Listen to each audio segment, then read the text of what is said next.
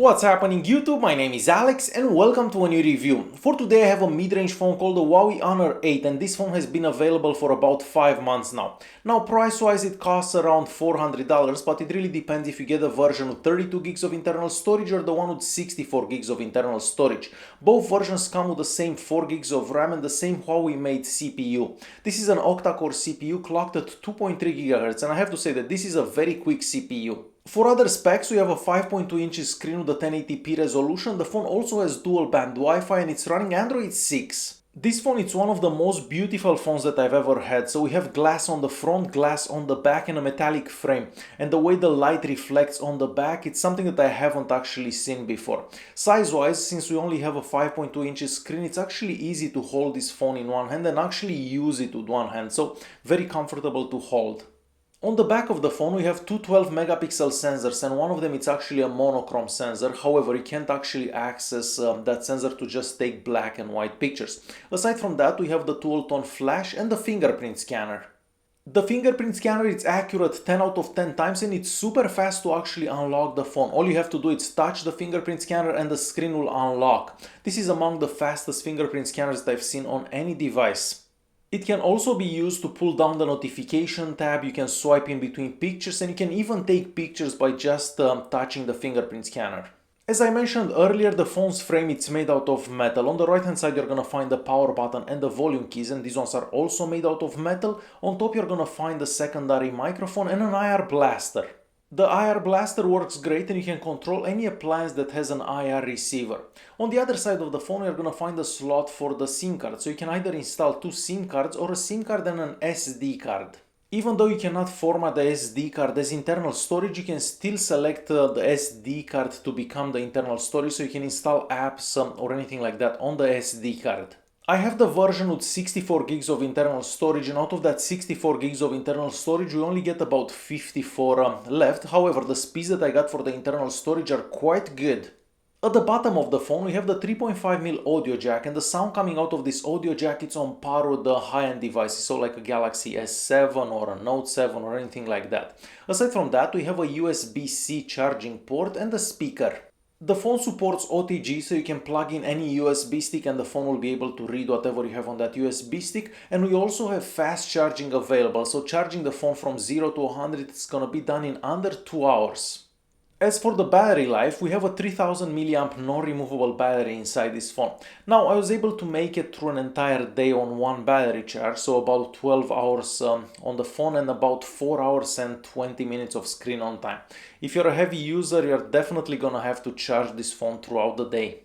On the front of the phone, starting at the top, we have the front-facing camera. This is a 8 megapixel sensor with the f2.2. We also have a couple of sensors, the speaker and an LED notification light that can change colors. As for picture quality, if you have enough light, the pictures do turn out great with a lot of detail. However, if you don't have enough light, the pictures do turn out a bit grainy. However, better than other phones that we've seen here on the channel. And of course, the pictures that you've just seen were taken with this device.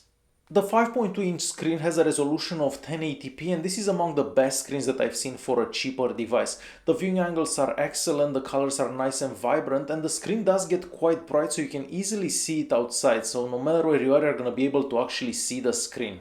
The screen sensitivity is excellent and on par with much more expensive devices. You can also touch the screen in 10 places in the same time and the screen will be able to register all those 10 touches. The screen is also covered by some type of scratch resistant glass and of course like any other phone I try to scratch it and it doesn't seem to get scratched. And lastly, all the way at the bottom we have the on-screen buttons, and what I like about the on-screen buttons is the fact that you can actually change them around. So you can go in the software and choose where you'd have like the back button or the multitasking button or anything like that. With those dual cameras on the back of the phone you can get that cool bokeh effect in your pictures. So to do that it's super simple. All you have to do is press that lens looking button on the left of the screen whenever you have the camera open and then select the focus point in your picture. So choose whatever you'd like to be in focus in your picture and then just take the picture. Later on you can just go back in that picture and choose the focus point. So if you're not happy with that focus point that you chose earlier, you can actually select another one like editing the picture with another one. And the pictures that I'm showing you right now are taken with this phone, so you can probably tell that it does look extremely good and better than a lot of other phones on the market that have dual cameras on the back. So I was very happy to see the results that we can get with this under $400 phone.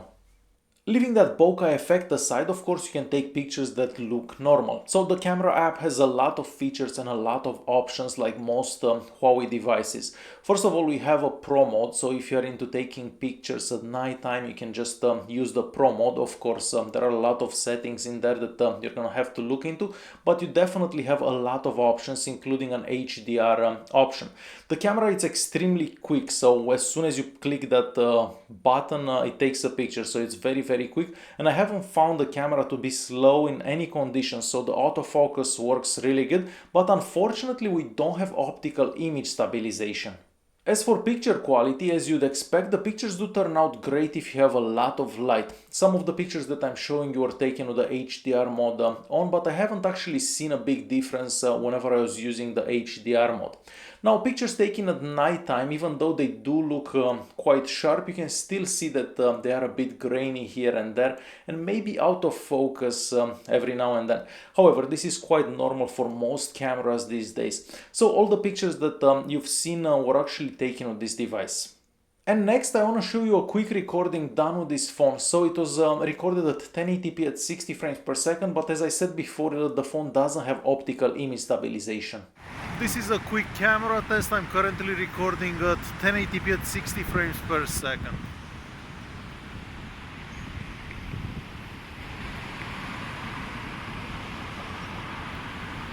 Performance-wise, well, this phone is fast, so the scores that we get on the Antutu benchmark and the Geekbench 4 are on par with much more expensive devices, so mostly the score that we got on the Geekbench 4, that is quite high.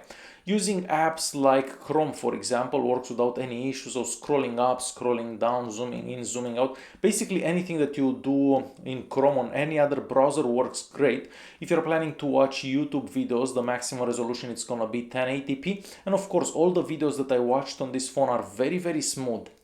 Gaming also works great, so I tried GTA San Andreas at the maximum settings, and as you can probably tell for yourself, the phone doesn't seem to slow down for anything. So I'm pretty sure that any game that you're gonna try from the Google Play Store will work fine on this device. The GPS unit inside this phone is also extremely fast, so it only takes a couple of seconds for the phone to connect to the satellites, and it doesn't seem to get disconnected no matter what. Of course, using Google Maps works great. As for sensors, we have all the sensors that you would find in a flagship device, and that includes a gyroscope, and all the sensors that we have actually work extremely good. We also have 4G connectivity and dual band Wi-Fi, and the speeds that I got over the dual band Wi-Fi, mostly the 5 GHz Wi-Fi bands, are among the best that I've seen for any smartphone. Now the speeds over 4G weren't the absolute best, but it could have been at the time that I was doing those tests. Now the phone's UI, so for some reason this phone feels like an iPhone, if that makes any sense. So the way it looks, the way it feels, it just feels like an iPhone. So we have Android 6.0.1 running on this device, and I'm not sure if this will actually get updated to Android 7. Hopefully it will, because the phone is not that old. Scrolling in between screens, opening new apps, multitasking seems to work good 95% of the time, I'm gonna say. There are some times when the phone just randomly slows down, and that's probably because of the heavy UI, because that heavy UI actually eats like 1.5 gigs of RAM at all times. So definitely not the best UI out there. This would definitely be much better with stock Android, however, that's never gonna happen. The settings app again looks a bit different than anything that you've seen in the past, and we do have a lot of features and options in there. However, most of the features and options in there, well, they're just gimmicky, and I've never gonna actually use any of them. So those things like drawing on the screen to open an app or anything like that, realistically nobody's ever gonna use anything like that. And to conclude this video, well, I don't really have too many bad things to say about this phone. I wish the camera would have optical image stabilization, and I wish the battery would last a bit longer, because 4 hours of screen on time, well, you're barely gonna make it through an entire day. Other than that, I was quite happy with the phone's performance, and not to mention that it's a gorgeous looking phone, so one of the best looking phones that I've seen. Alright guys, hopefully you enjoyed this video. If you did like it, press that like button, don't forget to subscribe, and I'll see you in the next one. Thanks for watching.